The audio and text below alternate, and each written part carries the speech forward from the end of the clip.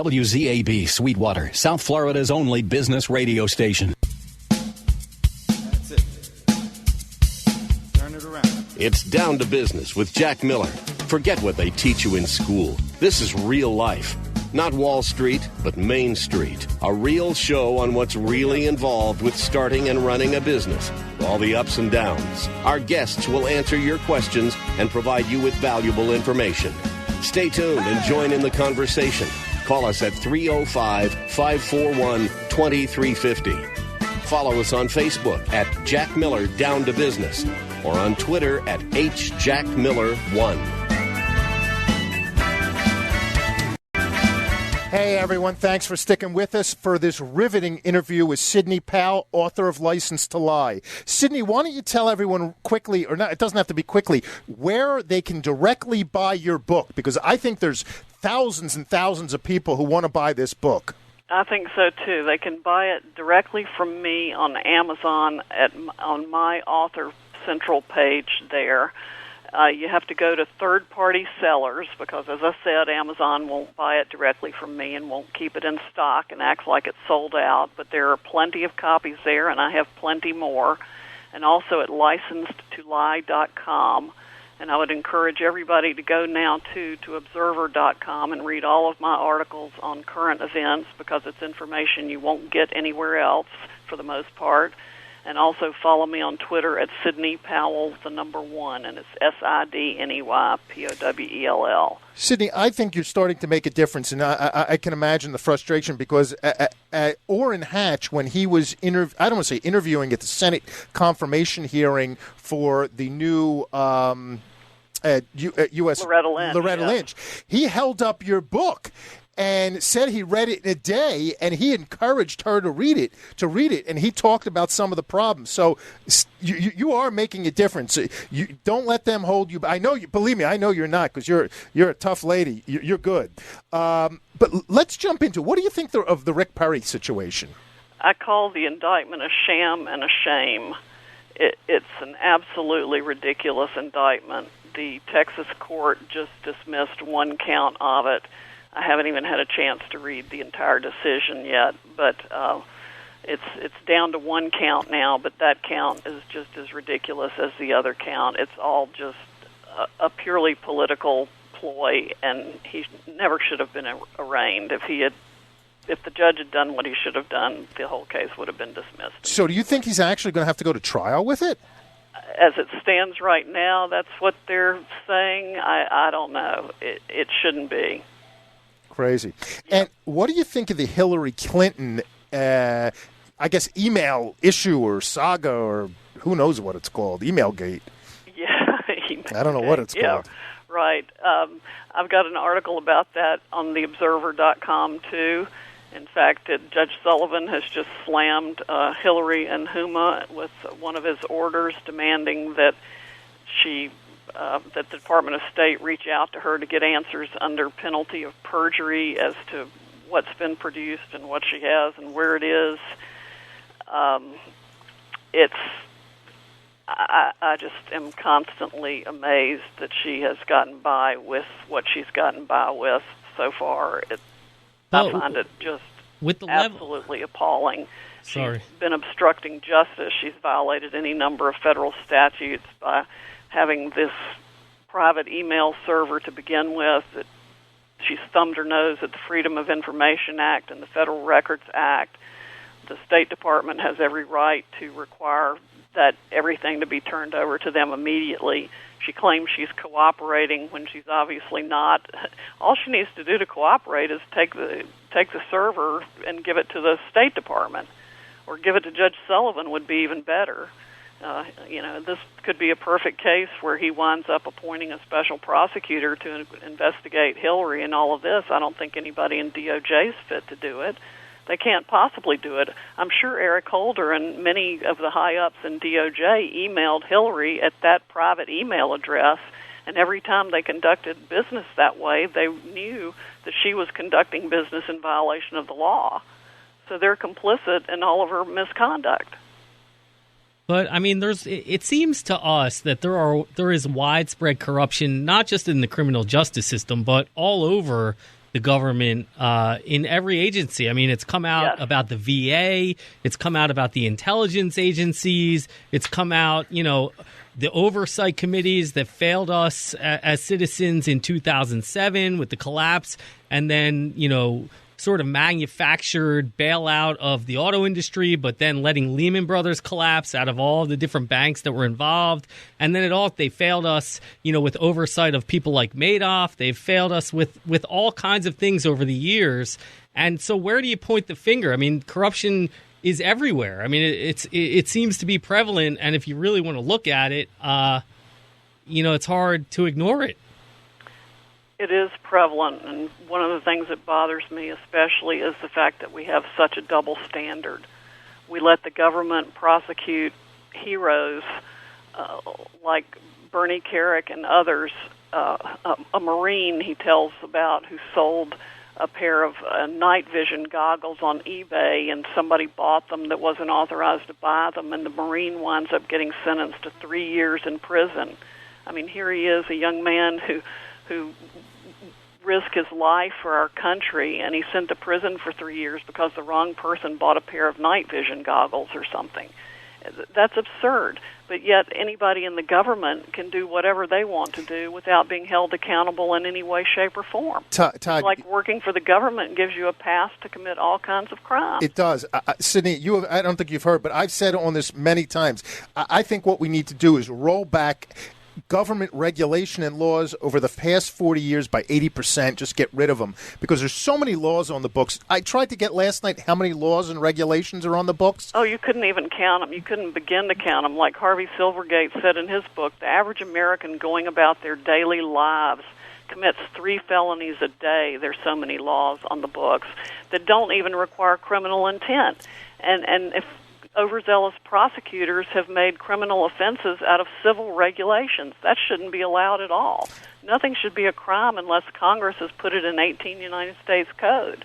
Yeah, and I think we got to cut back the staffs 80% by 80%, because you know what? There's too many people. They're all looking for power. The amount of prosecutors, I think, has grown by exponential in the past 20 years. I don't have the number in front of me, but it's crazy. But yet, a crazy local story that was in yesterday's on the news in Delray Beach, Florida. There was some kind of, I don't know, misappropriation or something what happened. And the city manager announced this week that he put the police chief, the fire chief, and the chief financial officer, they're taking serious retribution at them. What are they doing? They were suspended for 1 day without pay and got reprimands. I have the article for some kind of financial impropriety. So, they put you and me in jail, but they're getting suspended for 1 day without pay. Well, the Stevens prosecutors, only 2 of the Stevens prosecutors who were found to have committed intentional, pervasive, systematic misconduct within the Department of Justice. One was assessed a 40-day suspension without pay. One was assessed, I think, a 14-day suspension. Turns out only one of them served 1 day. They managed to get it reversed on their own appeals internally for failure of the Department of Justice to follow its own regulations in imposing those minuscule penalties. And that's all they got for unseating the longest-serving United States senator, dragging him and his family through the expense, humiliation, and outrage of a very public trial while they hid the evidence that showed he was innocent. And 3 of them, I think, still work for the United States Department of Justice, including the 2 that were found to have committed intentional misconduct. It's amazing. This is such a deep issue. Some of the things we're not even talking about is some people who have criminal records, guilty or not guilty, it doesn't matter. They can't get jobs, or they can't get wage-earning jobs. Right. So they're unemployed. They can't get housing. They can't bank. They can't vote. They give up their civil liberties. So this is just an issue that affects the whole country. People's lives get ruined every day. It's amazing. Yes.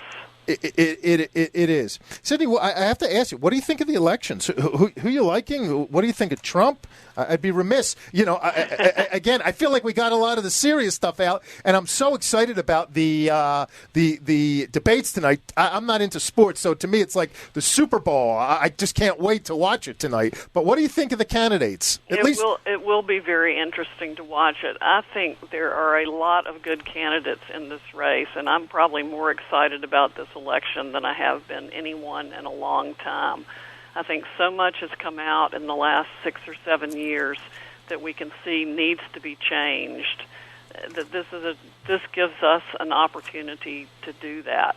And I would encourage everyone to pay close attention to the debates. I hope they will be asked questions through the process about criminal justice reform. I think it's one of the top 5 issues facing the country domestically right now, and it's imperative that we get the ball rolling to do something to make the system better. There are lots of solutions that could be enacted very quickly if people will get motivated to do that. And, the more I think about Washington, the more I think we probably need to vote out anybody who's been there more than 2 years.